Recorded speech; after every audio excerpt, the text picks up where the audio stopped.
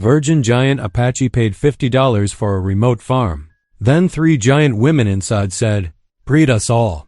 The church bell tolls in a lonely frontier town as a towering Apache lays down $50 silver buying a farm he believes abandoned. Dust swirls as he rides out, dreaming of peace at last. But when the farmhouse door creaks open, thunder shakes his heart. 3 enormous frontier widows stand before him, demanding he breed them all, or they will lose everything. He thought he bought land. Instead, he's caught in a covenant of survival, desire, and danger. The sheriff's keys jangle. A railroad man whispers threats of fire and theft. And the whole town watches, waiting for him to fail. He came as a stranger mocked for his size, a virgin with no family.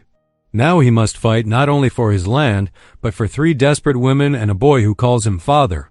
When the law, the railroad, and even the heavens seem set against them, will this unlikely household forge a family or be torn apart forever? Every story begins with a heartbeat. Tell me, where are you in the world today, and how are you? Really doing? Your words make this space feel more human. The late afternoon sun cast long shadows across the weathered boards of the county courthouse as Dakota stepped out onto the wooden porch. The deed paper crinkled softly in his vest pocket. Close to his heart, $50, wages saved from 3 years of backbreaking railroad work, had bought him more than just land. It had bought him a chance at belonging.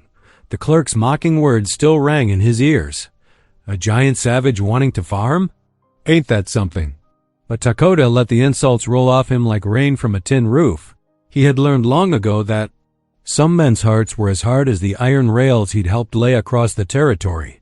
His roan gelding, Thunder, stamped a hoof impatiently in the dusty street. The horse's size matched his own, both of them standing head and shoulders above their peers. Dakota adjusted the bedroll tied behind his saddle and checked the saddlebags one last time. Inside were the basic supplies he'd need: coffee, flour, salt pork, and matches. The rest would come later, once he'd assessed what the farmstead needed. "Ready to see our new home, brother?" he murmured to Thunder, stroking the horse's velvet nose. The gelding nickered softly in response. Dakota swung into the saddle with the fluid grace that always surprised people, given his size. The leather creaked beneath him as he settled his weight. They rode west as the sun sank toward the distant mountains. The spring air carried the sweet scent of sage, and meadowlarks called their evening songs from fence posts along the trail. Dakota's mind wandered to his plans: the corn he would plant in the valley bottom, the cattle he'd gradually build into a small herd. After years of having no place to truly call his own, of enduring sideways glances and whispered jokes about his unmarried state, he could finally put down roots. The Apache teachings of his youth had always emphasized respect for the land and its waters. Unlike some of the railroad men who saw the earth as something to be conquered, Dakota understood it as a living thing that required care and stewardship.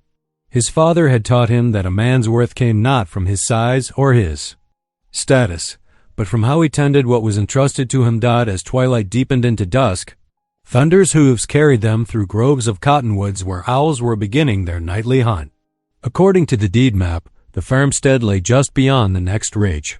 Dakota felt his heart quicken with anticipation as they crested the rise. The small valley spread out below them, cradled by gentle hills. A creek gleamed silver in the gathering darkness, its course marked by a line of willows. And there, nestled against the base of the northern slope, stood the farmhouse. Dakota drew Thunder to a halt, frowning. Warm yellow light spilled from the windows, cutting through the blue evening shadows. Smoke curled from the stone chimney. His grip tightened on the reins as he studied the scene. The clerk had assured him the place was abandoned, the previous owners having moved on months ago. Thunder's ears pricked forward, sensing his rider's tension. Dakota sat motionless for several long moments, weighing his options. He had legal claim to the property now. The deed in his pocket proved it. But something about the situation made him uneasy. Finally, he urged Thunder forward at a walk, staying alert for any sign of threat. As they approached the house, he could make out more details: a split-rail fence in need of repair, an empty chicken coop, a barn with one door hanging crooked. The buildings showed signs of neglect, but someone had clearly taken up residence. About 50 yards from the house, Dakota dismounted. His moccasins made no sound on the packed earth as he led Thunder to his sturdy cottonwood and secured the reins. The horse would stay quiet. They had worked together long, enough to understand each other's signals. Moving carefully through the deepening darkness, Dakota approached the house. The lamplight revealed movement inside, shadows passing across the windows. He could hear the muffled sound of voices, though he couldn't make out the words. His hand brushed the deed in his pocket, the paper crinkling softly. Whatever he found inside, he had the law on his side for once. But his father's teachings whispered in his memory. Sometimes the path of peace required more courage than the path of confrontation. Standing in the yard, Dakota studied the house that was supposed to be his new beginning.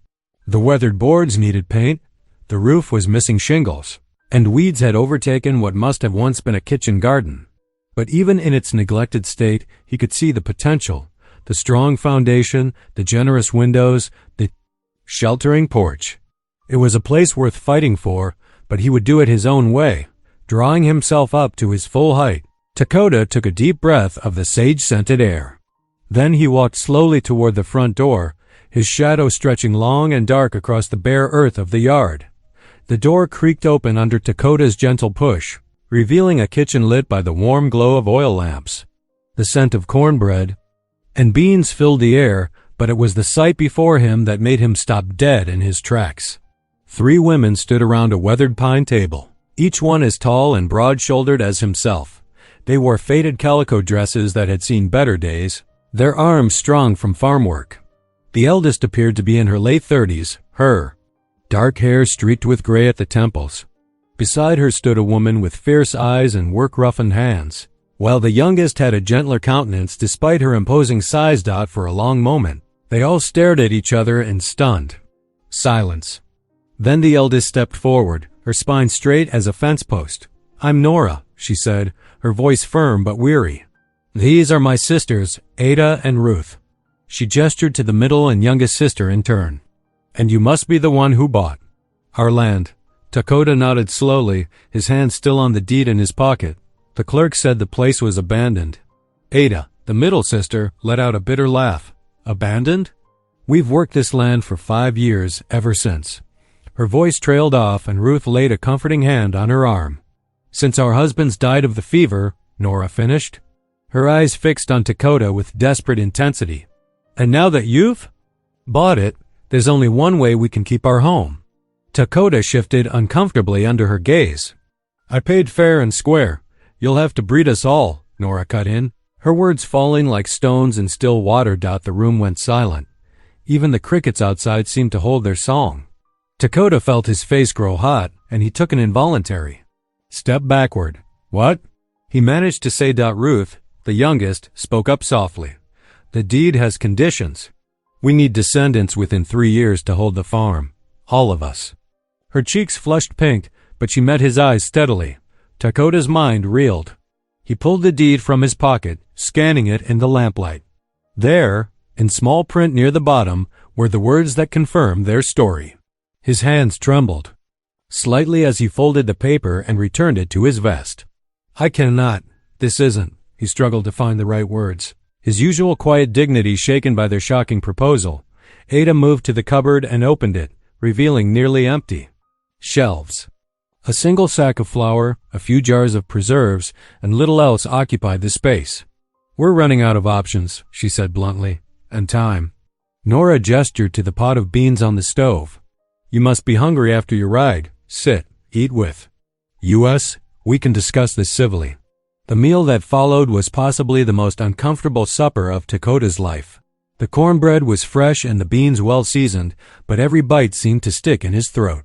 The sisters ate with the careful manners of women raised properly, though their portions were notably small. They spoke little as they ate, but Dakota couldn't help noticing things about them. The way Nora's hands shook slightly as she served the food. The darned patches on Ruth's dress sleeve. The worried glances Ada cast at their dwindling pantry.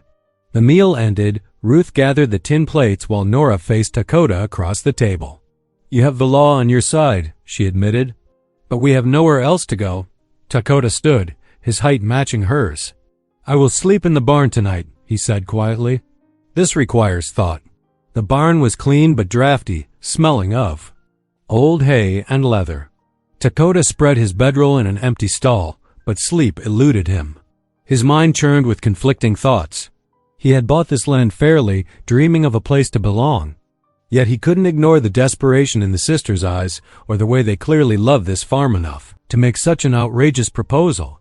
His father's voice echoed in his memory. A man's honor is measured by how he treats those in need. But surely this went beyond any reasonable expectation of help. Dawn was just breaking when a sharp knock at the barn door startled him from his troubled thoughts. Ruth stood in the doorway, her face pale in the early light. "There's a rider coming," she said urgently, "and he's carrying official-looking papers." Through the barn door, Dakota could see a cloud of dust approaching along the road, the rising sun glinting off something metallic in the rider's hand. The rider's horse kicked up clouds of dust as he approached, his polished boots and crisp suit marking him as no local farmer. Dakota stepped out of the barn, the sisters gathering on the farmhouse porch behind him. The man's expensive Panama hat cast a shadow over cold eyes as he reined his mount to a stop. "Mr. Harlan, railroad agent," he announced, not bothering to dismount. He pulled a leather folio from his saddlebag and extracted several official-looking documents. "I see the property as interested parties." His gaze swept from Dakota to the sisters with barely concealed disdain. The papers crackled as he unfurled them with a flourish. "These documents state clearly that if the family clause in the deed isn't met, this land reverts to territorial control." He tapped a paragraph with one gloved finger. "The railroad has first claim on any surrendered properties, particularly those with valuable water rights." Nora stepped forward, her face pale but determined. "We're aware of the conditions, Mr. Harlan." The agent's lip curled.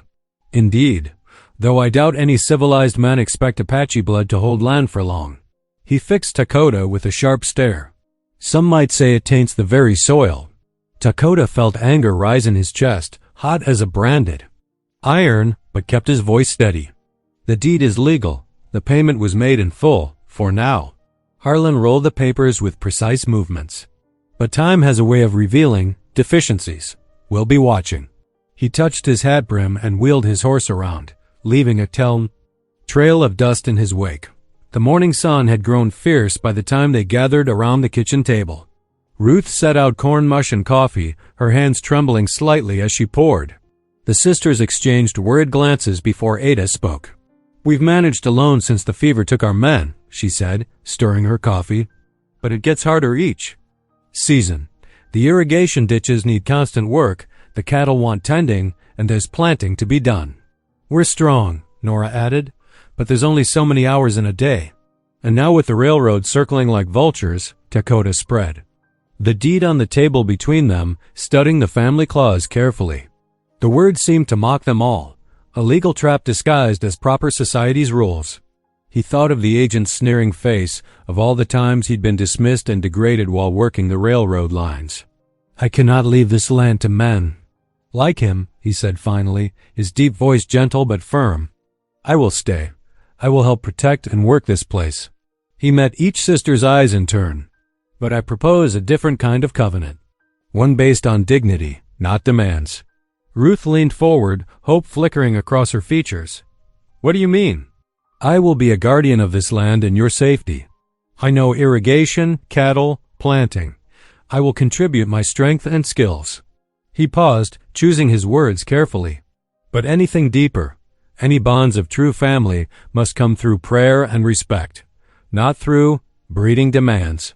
The sisters exchanged long looks, something shifting in the air between them. Nora's shoulders relaxed slightly, while Ada's eyes grew thoughtful. Ruth dabbed at tears with her apron corner. "You're a good man, Dakota," Nora said softly. "Better than most we've known." "Your honor speaks louder than any paper," Ada agreed, pushing back from the table. "Now, let's see what needs doing first." The rest of the day passed in careful assessment of the farm's needs. Dakota examined the fences, noting broken posts and sagging wire. The irrigation ditches needed clearing before the spring floods came. The cattle looked healthy but wild, too long without a firm hand. As evening approached, he began work on the corral fence, the steady rhythm of his hammer echoing across the yard.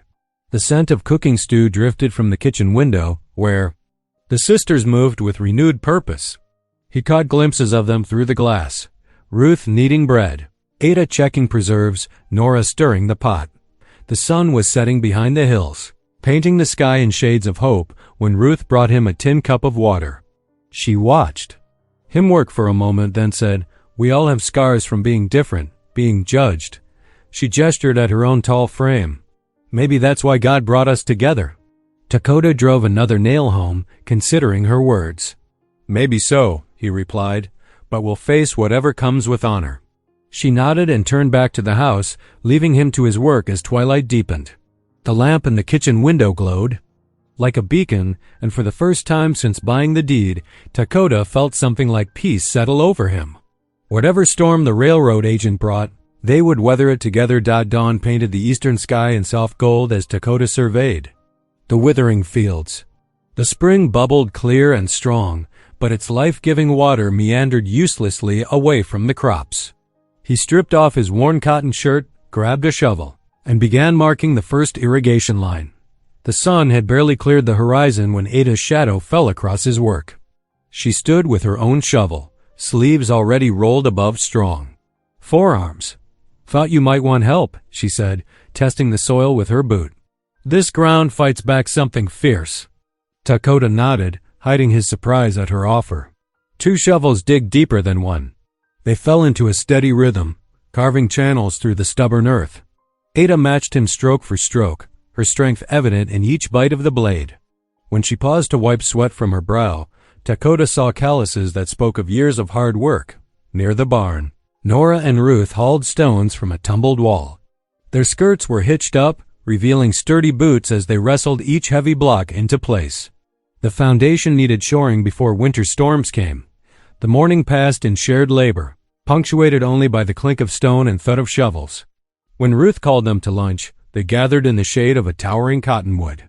The silence felt less strained than before, softened by honest work. Ruth passed around thick slices of bread and strips of dried beef. "The ditch is coming along well," she offered, her quiet voice carrying hope. "Water will reach the cornfield by tomorrow," Dakota replied. He noticed how Ada's shoulders had relaxed, how Nora's sharp gaze had gentled. The peace shattered at the sound of approaching horses. 2 men rode up, their wagon loaded with supplies from town. Dakota recognized the cruel twist in their expressions. He had seen it too often before. "Well, look here," the first man called out, loud enough to carry. The giant Apache and his wives playing happy family, his companion guffawed. "Reckon he needs 3 of them to match his size." The sisters stiffened. Ruth's face flamed red while Ada's hands clenched into fists. Nora stood, tall and proud, but Dakota saw shame darken her eyes. Dakota rose slowly to his full height. Inside, anger burned hot as a forge, but he kept his movements deliberate and calm. He walked toward the wagon, each step measured. "You will unload your supplies," he said quietly, "and then you will leave." The first man's hand twitched toward his gun belt, but something in Dakota's steady gaze made him think better of it. They hurried through their task, still muttering loud enough for the sisters to hear. "Ain't natural, them being so big." "Breeding. With the savage, what's the territory coming to?" Dakota stood silent guard until they finished, then walked their wagon to the road. No violence, no threats, just the dignity of silence against their poison. When he returned, the sisters huddled close on the porch. Ruth's eyes were red, while Ada paced with restless energy. Nora stared into the distance, her face carved from stone. "They've always talked," she said finally. "Since we were girls, too tall, too strong, too strange. When our men died, it got worse. No one visits anymore, except to deliver goods or spread gossip. Folks can't abide what's different," Ada spat. "Rather believe lies than see truth." The sun sank toward the horizon, painting the sky in deep purple. Dakota lit the lamp, its gentle glow pushing back the gathering dark. He settled onto the bottom porch step, choosing his words with care. "My people say water belongs to no one, man," he began, his deep voice soft but clear. "The spring, the rain, the rivers, they flow for all who respect their power. Greedy men build walls around water, claim it for themselves. But water finds its own path, carves through stone, brings life where it chooses. Ruth leaned forward, lamplight catching tears on her cheeks. Like God's love, she whispered. Flowing where it will, no matter what men say, Dakota nodded. We are like the water. We find our path, even when others build walls. A cricket chirped in the darkness, its song filling the thoughtful silence. Then Nora cleared her throat. We should pray, she said, surprising herself. Together. One by one, they knelt on the rough porch boards. Ruth's hand found Dakota's, warm and strong. Ada bowed her proud head, while Nora's clear voice lifted. In simple words of thanks and hope. The prayer ended, but they remained kneeling for a moment longer. Something had shifted, delicate as a spider's thread but just as real. Not quite family, not yet, but a beginning. When they finally rose, the stars had emerged, scattered like sacred corn across the velvet sky. Tomorrow would bring more work, more challenges, perhaps more cruel words. But tonight they had found a measure of peace and shared prayer and understanding. The rooster's crow split the dawn, familiar now after weeks of shared routines. Dakota stretched in his barn loft, already mapping the day's work in his mind. Summer had settled deep into the valley, bringing long days of sun-warmed labor and quiet evenings of shared meals. In the farmyard below, Nora waited with her skirts tied up, ready for their morning irrigation work. Dakota had shown her how to gauge the land's slope with string and stakes, ensuring water flowed true to each thirsty furrow. The corn's reaching tall, she said as he descended the ladder. Your way of working the water. It's bringing life back to places we thought were lost. Dakota nodded, pleased by her understanding. Water finds its path when we listen to the land. Together they walked the channels he taught her to build, checking the careful grades that guided spring water to each field. The morning sun caught droplets as they flowed, turning them to liquid gold. Near the barn, Ada's strong voice rang out as she called the cattle in for milking. She had taken to the herd like she was born to it, learning their ways and moods. The animals responded to her sure touch, following her lead without resistance. The scent of fresh bread drifted from the kitchen window where Ruth worked, her gentle humming carrying on the breeze. She had a way of making the farmhouse feel like home, even as she darned worn leather and mended harness straps with skilled fingers. When the noon sun stood high, they hitched the wagon for a supply run to town. They needed flour, and the spring's good rains meant they had butter to trade. Dakota drove while the sisters sat straight-backed, ignoring the sideways glances and whispered words that followed their passage down the dusty street. At the general store, a small figure caught Dakota's eye, a boy of perhaps 10 years, thin and watchful, helping stack crates. The child worked steadily but kept glancing their way with obvious curiosity. That's Jacob, my sister's boy, the storekeeper explained, measuring out flour. She's remarried now, moved west. Boy's been helping out here while we sort things. Ruth's face softened with concern. Where does he stay? Here and there, the storekeeper shrugged. He's no trouble. When they loaded the wagon, Jacob appeared at Dakota's elbow, offering to help. His small hands were eager but careful with each package. As they finished, he lingered, scuffing one worn boot in the dust. Could I maybe come see your farm? He asked, words tumbling out in a rush. Dakota exchanged glances with the sisters. Nora nodded slightly, while Ruth's eyes shone with sudden warmth. Climb up, Dakota said, extending his hand to the boy. Jacob's face lit up like sunrise. The ride home was filled with Jacob's quiet questions about the cattle, the crops, the spring. He sat between Ruth and Ada, soaking in their patient answers like parched earth drinks rained out at supper. Over Ruth's fresh bread and bean soup, Jacob's story emerged in pieces. His aunt's new husband had no room for extra children. He'd been sleeping in the store's back room, helping where he could, trying not to be a burden. Ain't got nowhere else, he admitted, studying his empty bowl. But I'm strong. I can work hard. Dakota felt the sisters' eyes on him. He thought of his own prayers for belonging, of God's mysterious ways of answering. There's space in the loft, he said carefully, if you'd like to stay. Jacob's head snapped up, hope blazing across his face. Really? You mean it? Ruth reached across the table to squeeze his thin shoulder. We mean it. Got plenty needs doing around here, Ada added gruffly, but her eyes were soft. could use an extra pair of hands. That night, after helping Jacob settle into a corner of the loft, Dakota knelt in prayer. The boy's quiet breathing filled the darkness as Dakota thanked God for showing him a greater purpose.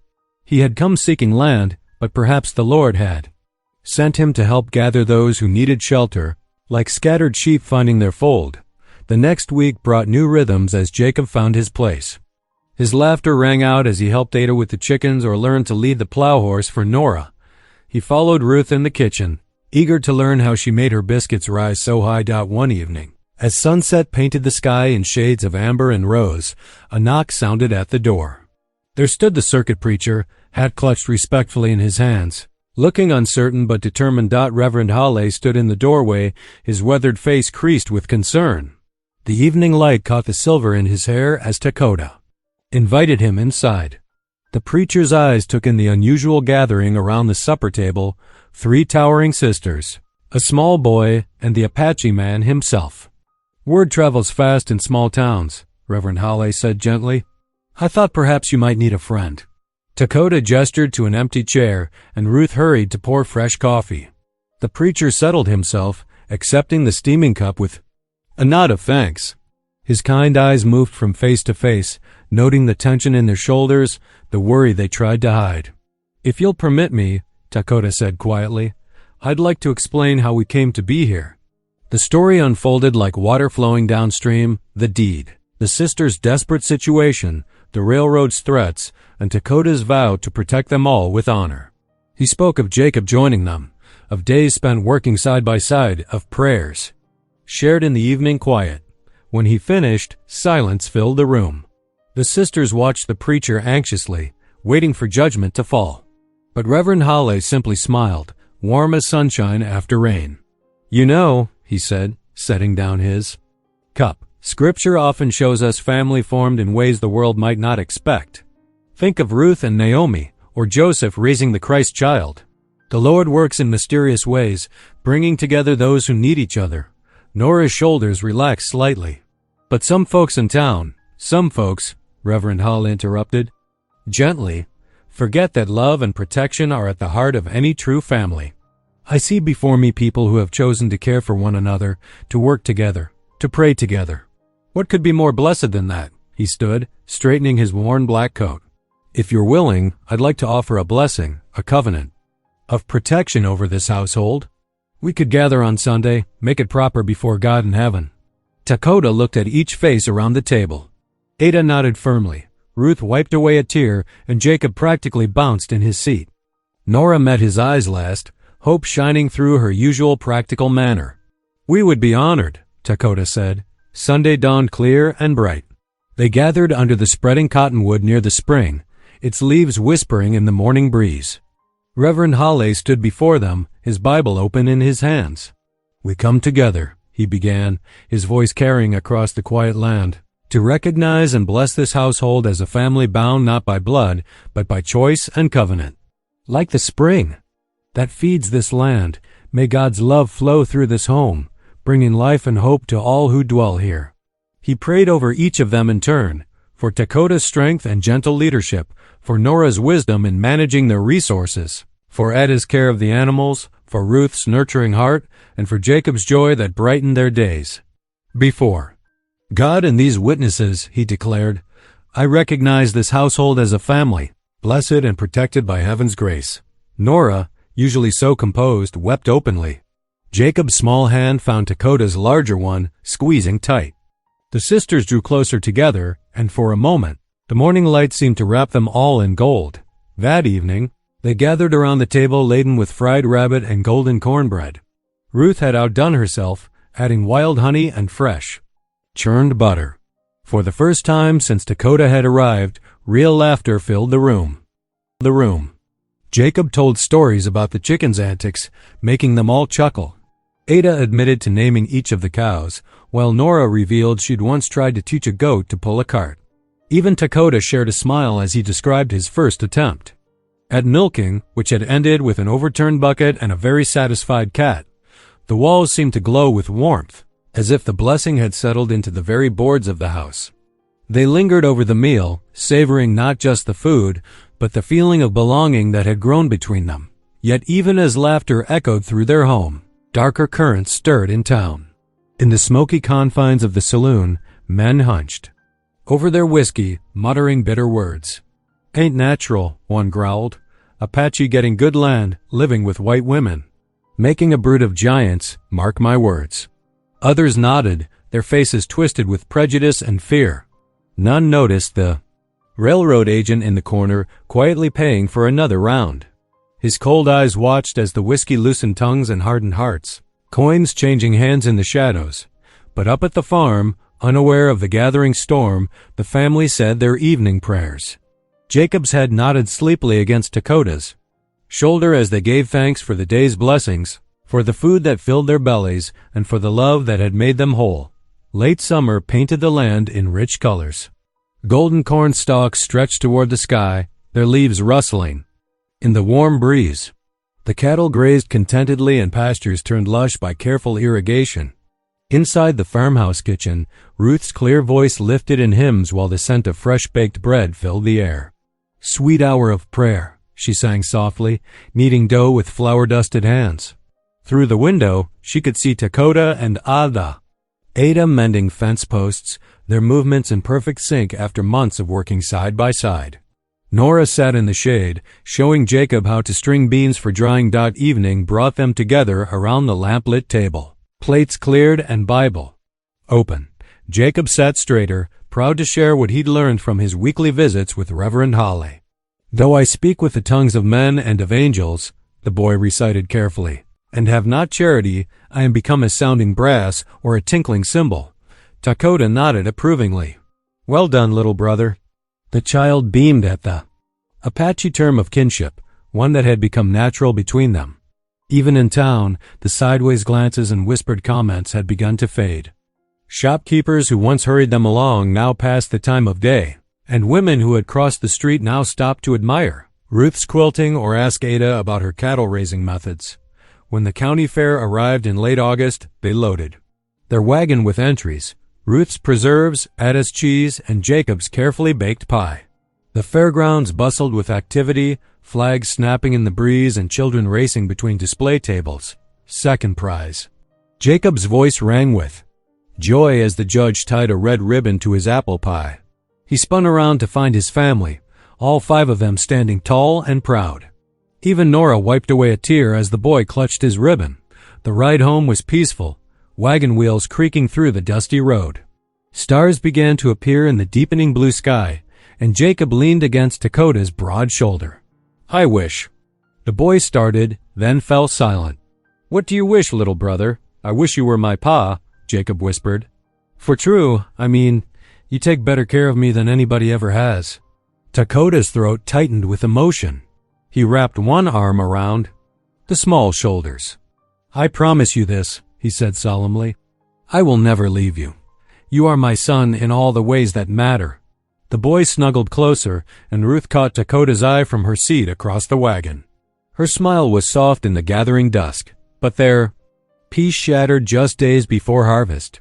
The moon hung full and bright when thundering hooves broke the night's silence. Dakota jerked awake in his loft, heart pounding as orange light flickered through the window. "Fire!" Nora's shout split the darkness. They burst from the house to find their haystacks blazing, flames leaping toward the sky. Dark figures on horseback wheeled away into the night, their laughter carrying on the wind. "The water barrel," Ada called, already running with buckets.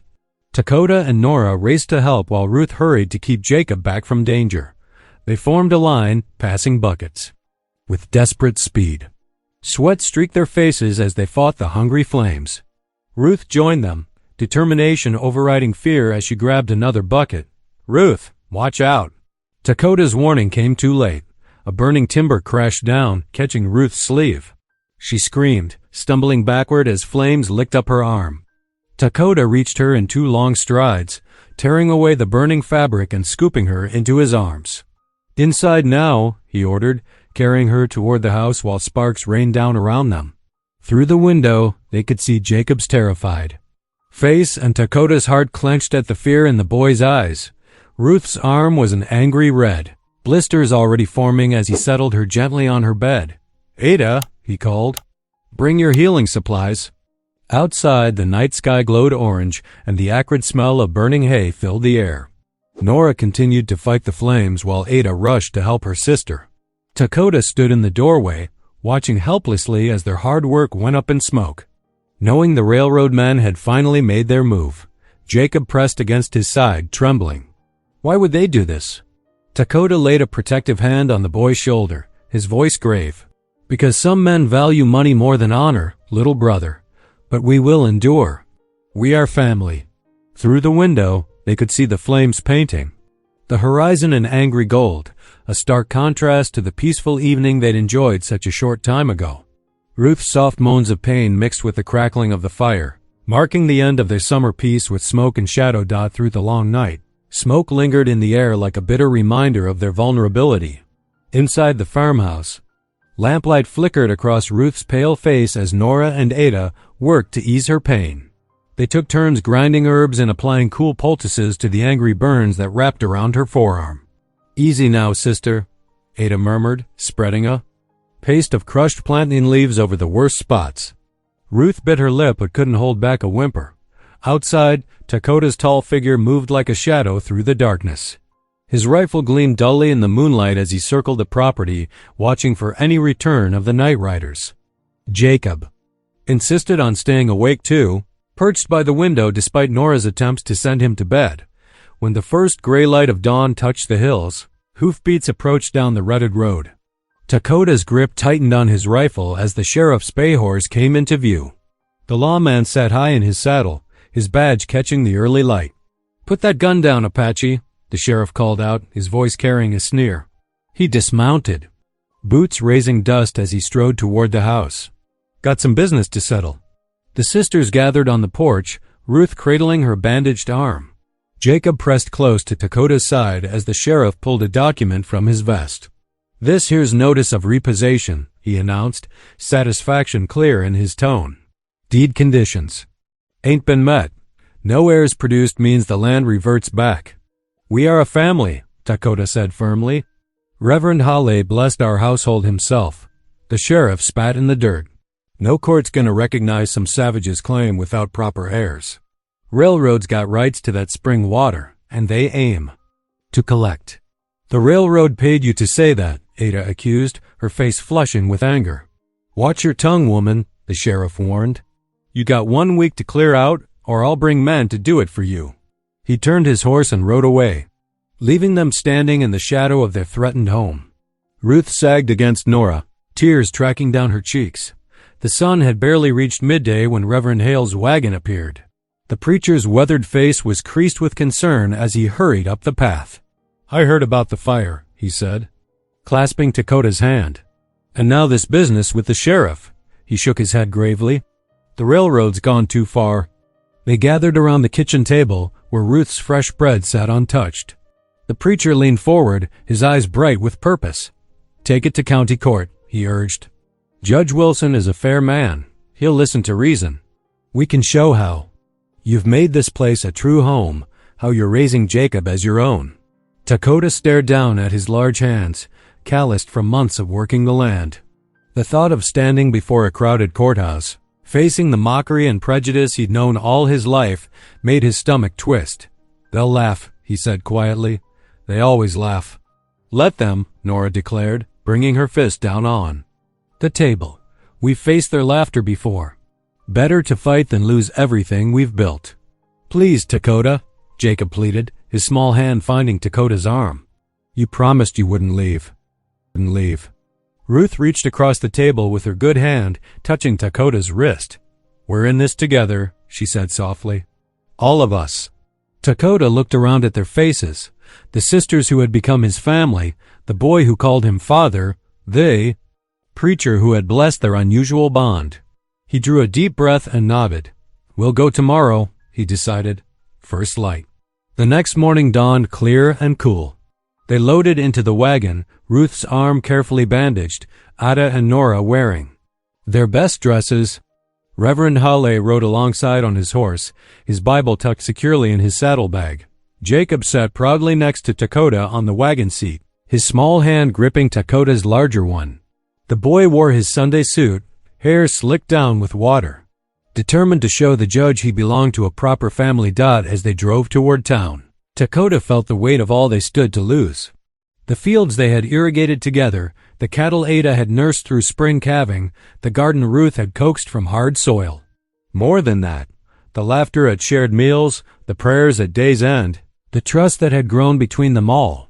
The wagon wheels creaked steadily onward, carrying them toward a courthouse where they would have to prove what they already knew in their hearts, that family was more than blood, that love could bridge any divide, that a home built on honor was worth fighting for. The county courthouse loomed before them, its wooden steps already crowded with townsfolk. Whispers rustled like dry leaves as Dakota helped the sisters from the wagon. Jacob straightened his collar, chin held high despite the stares. Inside, the courtroom benches creaked under the weight of what seemed like half the county. Sunlight filtered through dusty windows, catching the railroad agent's gold watch chain as he lounged in the gallery. His smirk widened when Judge Wilson entered, robe swishing as he took his seat at the bench. "Matter of land deed dispute," the clerk announced, voice echoing. "Railroad company claims versus occupants." Reverend Halley stepped forward first, Bible held firmly in his weathered hands. His steady voice carried to every corner as he described the covenant ceremony beneath the cottonwood tree. "I've served this territory 15 years, the preacher testified, meeting the judge's eye. "Never seen a household more devoted to each other's care. They prayed together, worked together, share their table in Christian charity." The railroad agent's lawyer stood. "But no marriage has taken place?" "Number. Children born?" "Family isn't always blood," Halley answered firmly. "The Lord shows us that throughout Scripture." Ada took the stand next, her hands twisted in her apron. Though her voice trembled, her words rang with truth as she described Dakota's tireless work, digging irrigation ditches, mending fences, breaking new ground for planting. He could have claimed that land for himself alone, she said. Instead, he chose to protect us all. Nora followed, speaking of how Dakota had taught them to level the fields for proper water flow, how he'd stayed up 3 nights straight when their best milk cow was calving. "He's brought more honor to that land than any deed could require," she declared. The judge's frown deepened. "The law speaks clearly about heirs," he said. "Good character aside, there must be succession of blood." Dakota felt shame burning in his chest as townspeople whispered and pointed. He'd known it would come to this. His size, his heritage, his failure to meet the deed's demands all laid bare for mockery. Then Jacob stood up. "Please, Your Honor," the boy called out. His small voice carried clearly through the sudden hush. "May I speak?" The judge peered down at him over his spectacles. "Come forward, young man." Jacob walked to the front, his boots echoing on the wooden floor. Though his hands shook, he stood straight and tall. "I lost my ma and pa to fever," he began. "My aunt took me in but didn't want me after she married again. I was alone until I found Dakota and the sisters." He turned, pointing to where Dakota sat. "He teaches me about horses and how to plant straight rows. He listens to my prayers at night and never laughs when I'm scared of thunder. The sisters care for me too, but—" Jacob's voice caught for a moment. "But Dakota, he's become my papa." A collective gasp rippled through the courtroom. The railroad agent's face darkened with fury. "Papa," Jacob said again, louder this time, looking directly at Dakota. Tears spilled down his cheeks. "That's what I call him in my heart, even if I was too shy to say it before. He's my father now, if he'll have me." Dakota's vision blurred as he met the boy's eyes. Everything he'd longed to say but couldn't find words for was there. In Jacob's brave declaration, the judge removed his spectacles, polishing them slowly. The silence stretched taut as a fiddle string. "I must consider the legal implications carefully," he finally announced. "This court will adjourn until tomorrow morning." The ride home was quiet, each lost in their own thoughts. Ruth's arm pained her less, but worry lined her face. Ada drove the wagon while Nora held Jacob close. Dakota rode beside them on his roan, watching storm clouds gather in the distance. As they approached the farm, the first drops of rain began to fall. The spring burbled steadily, the sound a reminder of all they stood to lose. They hurried inside. Just as the showers strengthened, Ruth lit the lanterns while Ada started supper. The warm glow filled the kitchen, catching the hope and fear in each face. Jacob helped Nora set the table, the everyday routine somehow precious in its uncertainty. "Whatever comes," Dakota said softly, "I am honored to be your papa." Jacob flew into his arms, and they held each other as the rain drummed on the roof. The sisters gathered close, their family circle complete yet hanging by a thread, waiting for morning's judgment. Outside, lantern lights spilled from the windows into the gathering dusk, a beacon of warmth against the uncertain sky. The days after, the courthouse hearings stretched like molasses in winter. Dakota threw himself into work, finding comfort in the steady rhythm of mending fences damaged by the raiders. His hands moved with practiced care, testing each post, replacing rotted wood, and securing loose wire. The routine helped quiet his worried mind. Ruth sat in the shade of the porch, her burned arm carefully wrapped in clean linen. She sorted through dried herbs from her garden, preparing poultices and salves. Though she tried to hide her winces, Dakota noticed how she favored the injury. "Let me fetch more water," he offered, seeing her empty cup. "Much obliged," she smiled, her eyes warm with trust that had grown between them over the season's dot in the scorched fields. Ada and Nora worked the irrigation channels, guiding precious water to the damaged crops. Jacob trailed behind them, carrying tools and offering encouragement. The boy had grown more confident since his brave testimony, standing taller, speaking with certainty when he called Dakota Papa. As dusk painted the sky in deep purples one evening, an unfamiliar wagon rattled up their drive. Dakota reached for his rifle but paused when he recognized Mrs. Henderson, the baker's wife, and her husband Tom. "Evening," Tom called out, helping his wife down. She carried a cloth-covered basket that steamed in the cooling air. "Brought you some fresh bread," Mrs. Henderson said, her usually pinched expression softened. "Heard about the trouble with them. Raiders. Ain't right. What they done to your fields." More wagons followed over the next few days. The Cooper's family brought a barrel of seed corn. The blacksmith's wife arrived with quilts she'd pieced herself. Even old Mr. Peterson, who'd once spat at Dakota's feet in town, drove up with a load of fence posts. "Reckon we was wrong about you folks," the old man muttered, not quite meeting Dakota's eyes. "A man what cares for orphans and widows, well, that's Christian behavior, plain and simple." Dakota accepted each gift with quiet dignity, touched by these small gestures of acceptance. The sisters watched from the porch, wonder in their faces as neighbors they'd thought would forever shun them now stopped to share coffee and conversation. One evening, just as Ruth was serving up bowls of rabbit stew, someone pounded on the door. A boy from the telegraph office stood there, out of breath from riding hard. "Message for Mr. Dakota," he panted, holding out a yellow envelope. Dakota's hands trembled slightly as he opened it.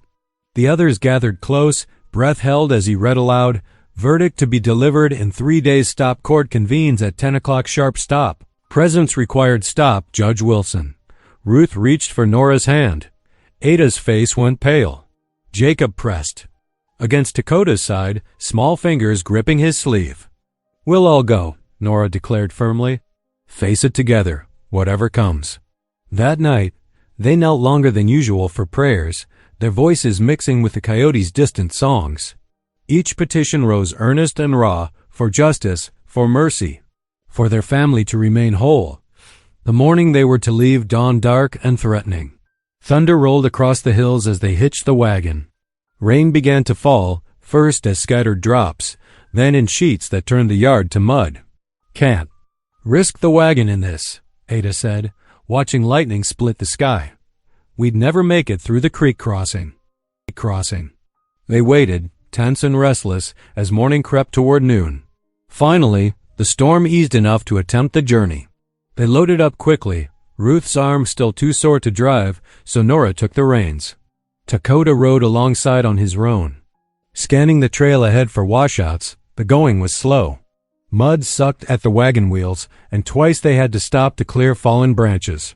Lightning continued to flash across lead-colored clouds, the boom of thunder making the horses skitter. Nervously, Jacob huddled between his aunts and the wagon bed, wrapped in one of the gifted quilts. His face was pale but determined. "The Lord calmed the storm for Noah," he said. "He'll see us through." They reached town mud-spattered and weary, the courthouse bell tolling the hour as they pulled up to the hitching post. Other wagons lined the street, It seemed half the county had turned out for the verdict. Dakota helped Ruth down carefully, mindful of her healing arm. The sisters straightened their damp skirts and bonnets. Jacob's small hand slipped into Dakota's as they mounted the courthouse steps. Inside, the benches were already packed. But instead of the sneers and whispers they'd faced before, several townspeople nodded greeting. Mrs. Henderson actually smiled, shifting to make room for Ruth to sit. The railway agent slouched against the back wall, his face dark with frustrated fury at this show of community support. But Dakota kept his eyes forward, head high, as they waited for the judge to enter and seal their fate. The courthouse buzzed with tension as Judge Wilson took his seat, his weathered face unreadable beneath his gray mustache. Sunlight filtered through tall windows, catching dust motes that danced in the air. The packed benches creaked as people leaned forward, straining to hear. Dakota sat straight backed in the front row. The sisters and Jacob pressed close beside him. Ruth's bandaged arm rested in her lap, while Nora and Ada clasped hands so tight their knuckles showed white. Jacob's small shoulders trembled against Dakota's side. The judge cleared his throat, shuffling papers on his desk. In the matter of land deed verification concerning the property located at Cottonwood Creek, his voice carried clear through the hushed room. This court has carefully considered all testimony and evidence presented. The railroad agent smirked from his corner, already reaching for his hat as if victory was assured. Reverend Hawley, seated nearby, bowed his head in silent prayer. The deed in question, Judge Wilson continued, each word measured and slow, requires heirs within 3 years of purchase to maintain rightful claim to the land. He paused, looking over his spectacles at the family. The matter before us rests on what constitutes a legal heir. Dakota felt Jacob's hand slip into his own, squeezing tight. The boy's palm was damp with nervous sweat. After thorough review of territorial statutes, the judge went on, this court finds that heirs may be established through 2 paths, those of blood and those of covenant. He lifted another document, the signed guardianship papers for the peepers for the tea. Minor child Jacob Henderson, witnessed by Reverend Thomas Hawley and registered with this court, establish a legal covenant of family between the child and Mr. Dakota. A murmur rippled through the crowd. The railroad agent's smirk faltered. Furthermore, Judge Wilson's voice rose above the whispers.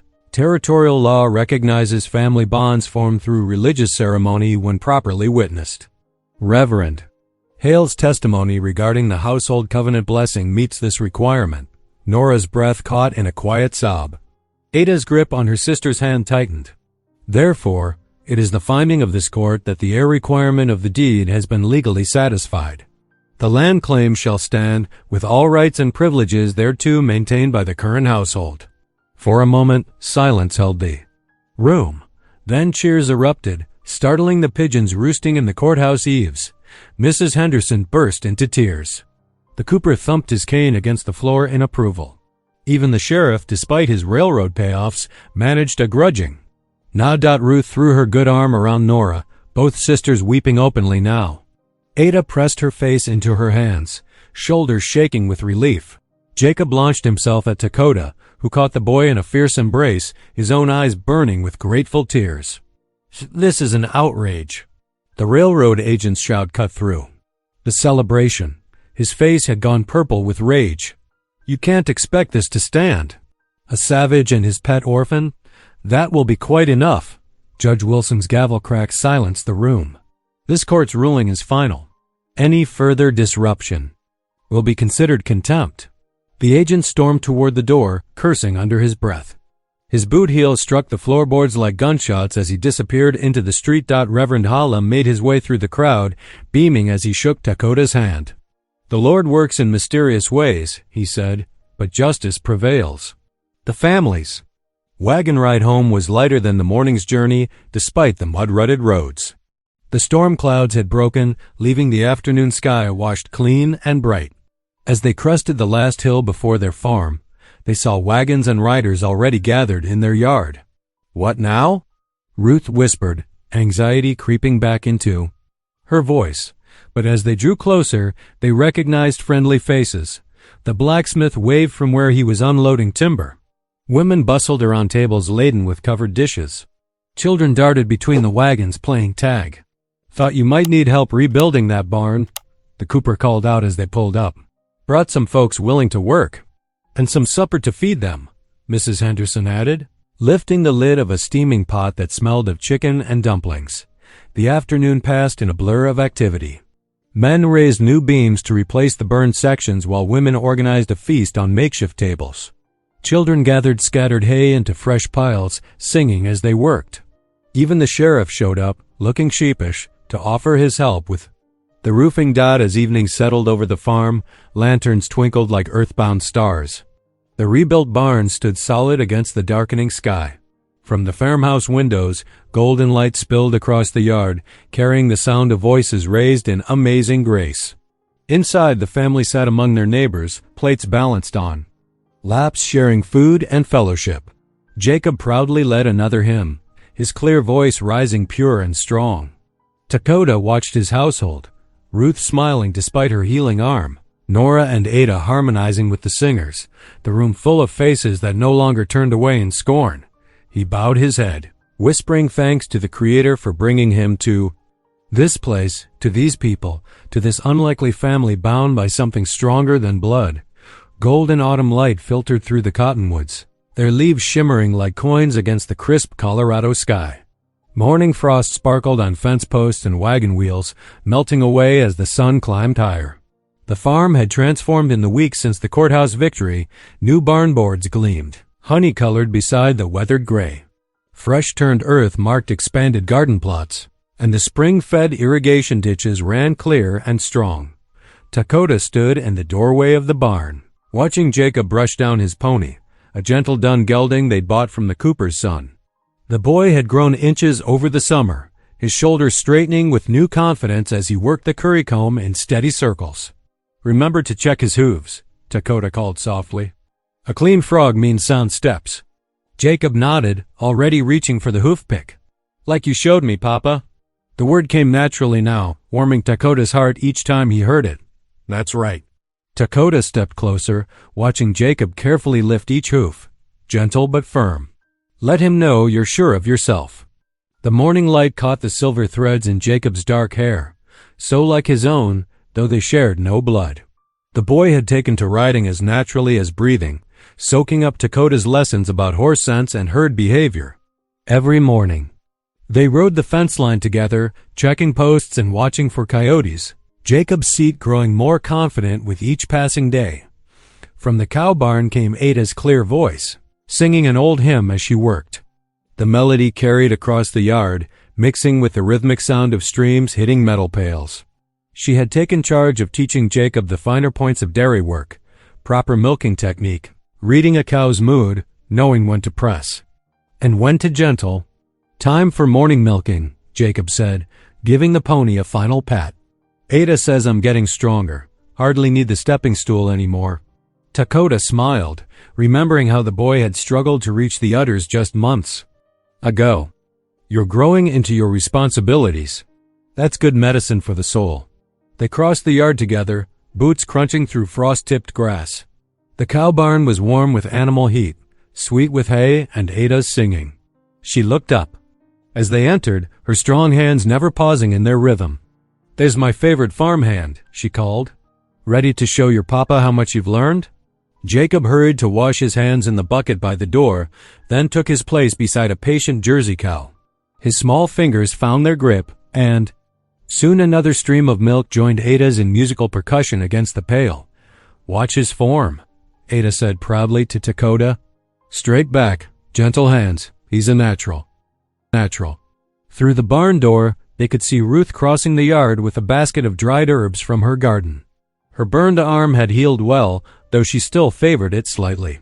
The injury hadn't slowed her preparations for winter. The root cellar was already half full of vegetables and preserves. Inside the farmhouse, Nora bent over account books at the kitchen table, tallying figures with careful precision. Harvest profits had been good, despite the railroad's attempted sabotage. Between the corn crop, cattle sales, and Ruth's medicinal herbs, they would have enough to see them through to spring. The morning passed in steady work. Milking finished. Cattle moved to fresh pasture, repairs made to the chicken coop. By mid-morning, wagon wheels could be heard approaching down the road. Reverend Hawley had arranged a special Thanksgiving service at the farm, and families from across the valley began arriving in their Sunday best. Ruth and Nora had spent days preparing, baking pies and scrubbing floors. Now they greeted each arrival with welcoming smiles, directing them to benches and chairs arranged beneath the cottonwoods. The ancient tree spread its golden canopy over the gathering, its leaves whispering in the autumn breeze. Women laid out covered dishes on trestle tables, chicken and dumplings, cornbread, apple pies still warm from morning ovens. Children darted between adults' legs, playing tag in the tall grass. The cooper brought his fiddle, and soon toe-tapping music filled the air. Dakota watched it all from the edge of the gathering, marvel in his heart. These same people who had once whispered and sneered now broke bread at his table, their children playing with Jacob as naturally as breathing. Even the sheriff had come, his badge gleaming as he helped set up extra benches. Reverend Hawley called them to order as the sun reached its peak. The congregation settled onto benches and blankets. Faces turned expectantly toward the preacher standing beneath the cottonwood. "Friends and neighbors," Hawley began, his voice carrying clear in the autumn air, "we gather today to give thanks. Thanks for harvest bounty, for peaceful hearts, for lessons learned about what makes a true family in the eyes of God." A murmur of agreement rippled through the crowd. Ruth squeezed Nora's hand, while Ada's arm slipped around Jacob's shoulders. "Some months ago," Hawley continued, "I stood in this very spot to bless an unusual household. Some doubted, some scorned. Some predicted failure." He paused, his kind eyes sweeping the gathering. "But God's ways are not our ways, and His wisdom makes mockery of human prejudice.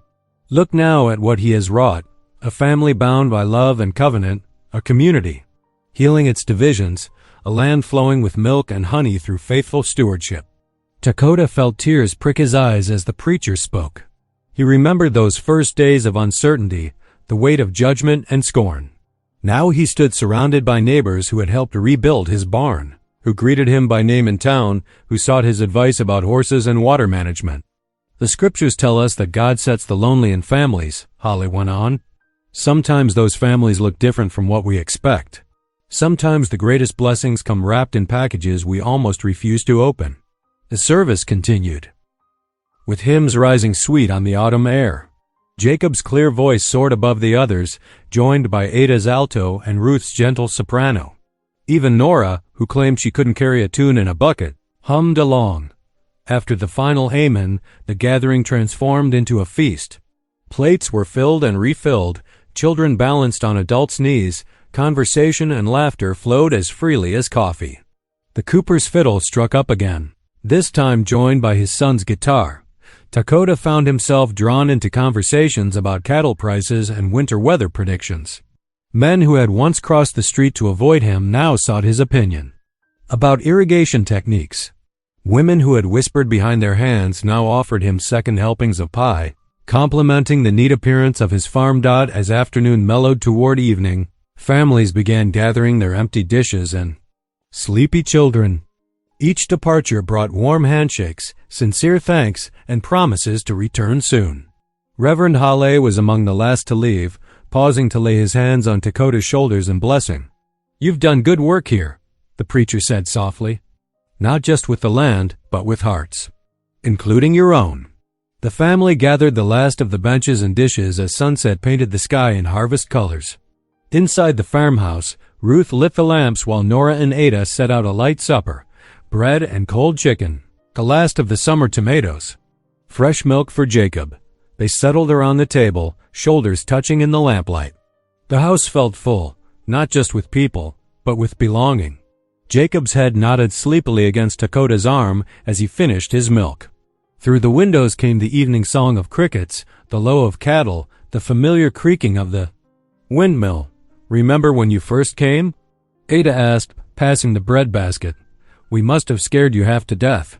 Dakota chuckled, the memory no longer carrying any sting. "Not half as much as I scared you."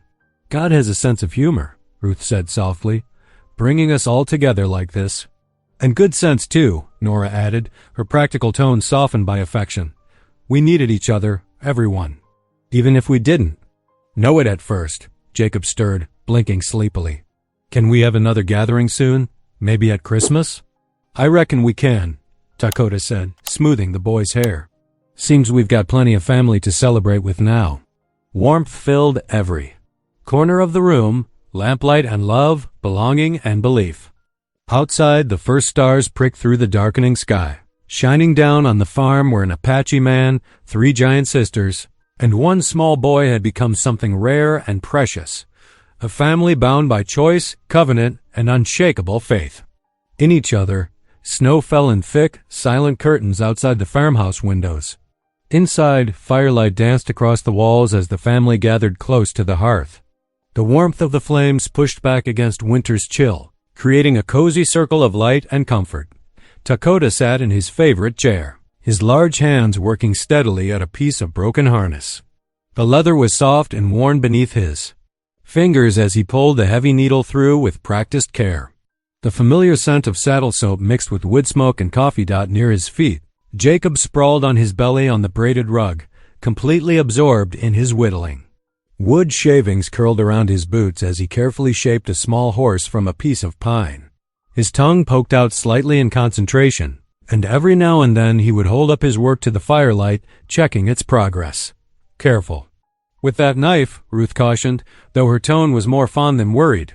She sat in her rocking chair, hands busy with mending, while Ada and Nora shared the settee.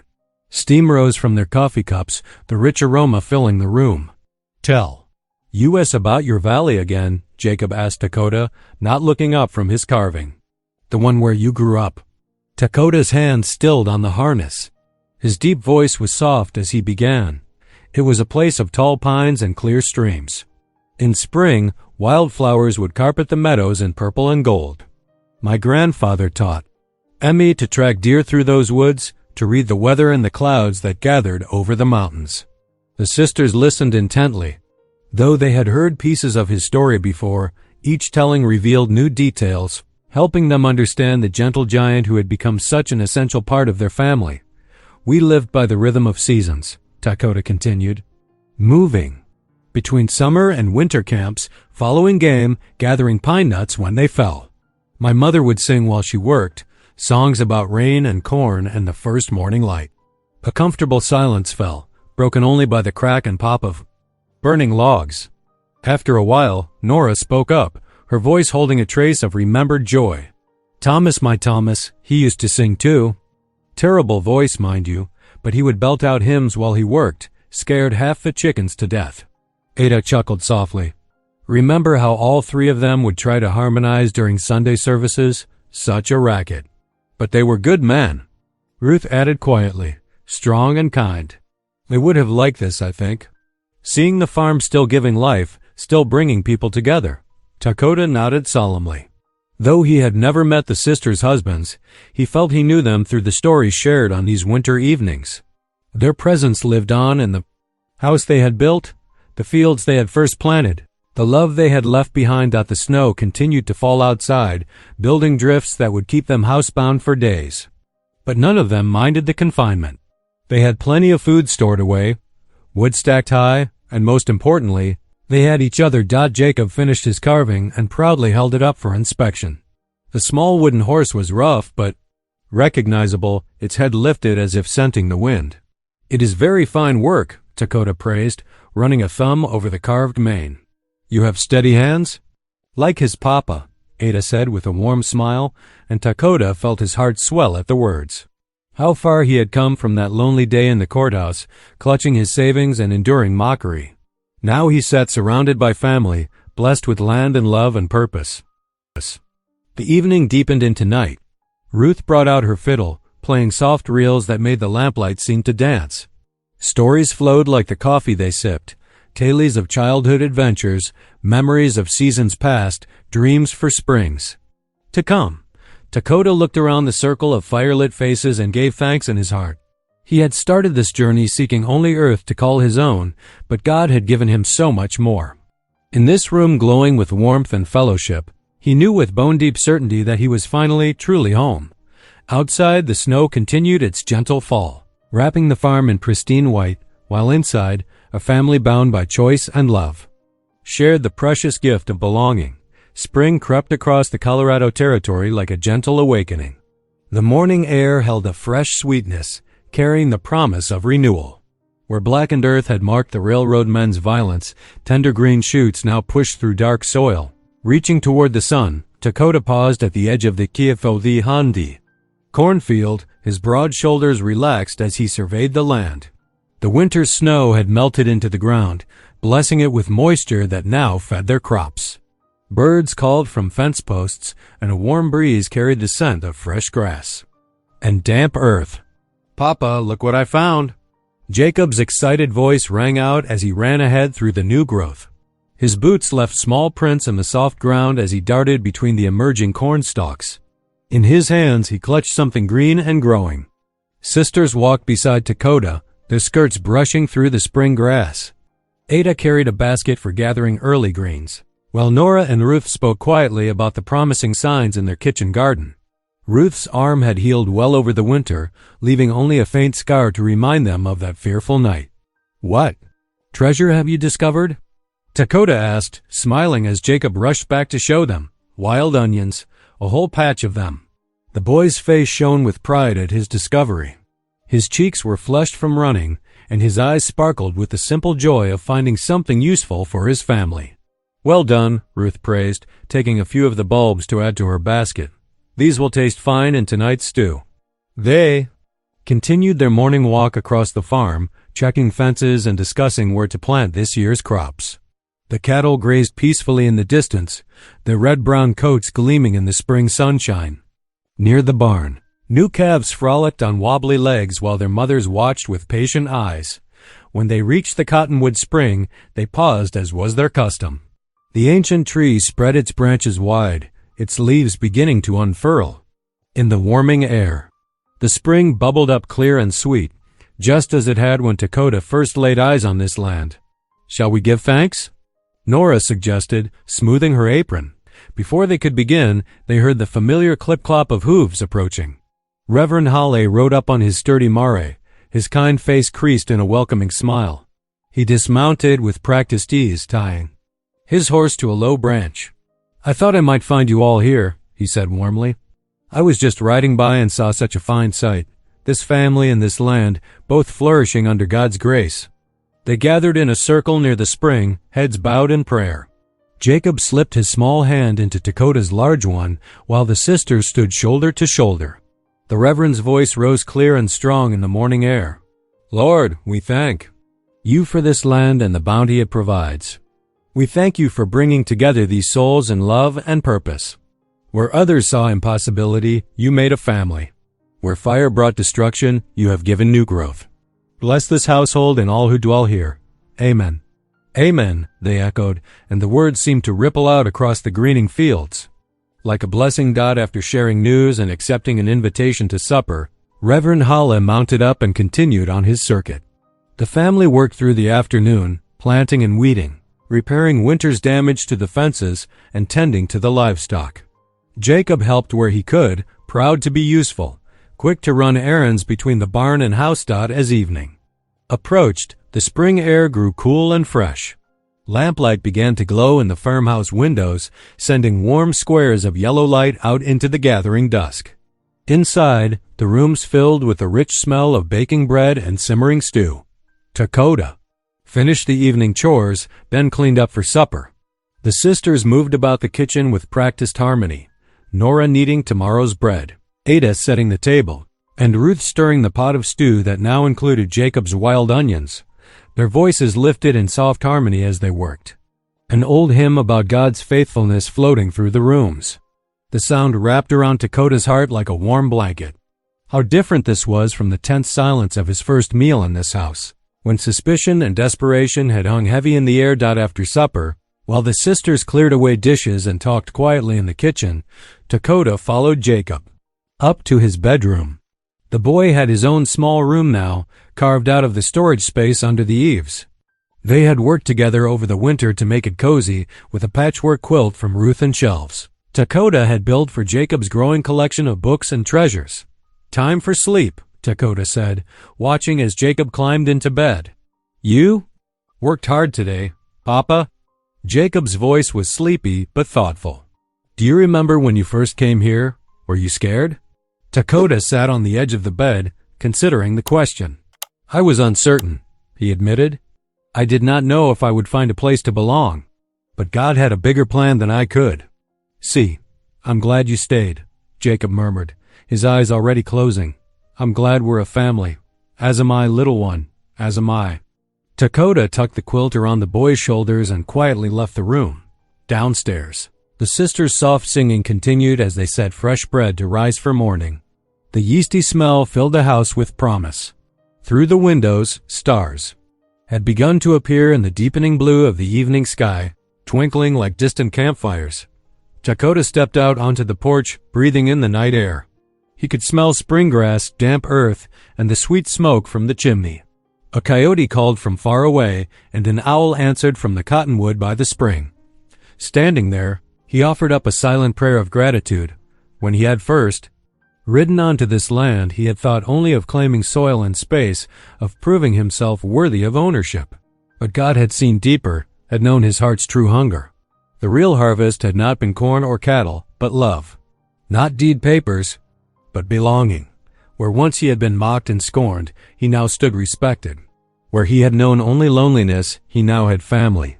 Where others had tried to destroy with fire, God had built something fireproof, bonds of faith, mercy, and courage that could weather any storm. The light from the farmhouse windows spilled out onto the porch, and inside he could hear the comfortable sounds of his family preparing for night. His family. The words still filled him with wonder and joy.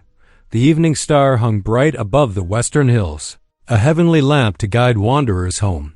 But Dakota no longer needed guidance. He was already home, blessed beyond measure, rich in the things that truly mattered. Inside, Ruth called his name, asking if he wanted a cup of coffee before bed. Dakota smiled and turned to rejoin his family, grateful for every step of the path that led him here. To this place, to these people, to this life built on love and trust in God's greater plan. If something in this story whispered to your spirit, stay a while. Subscribe and come back tomorrow. The next story may be the one you didn't know you needed.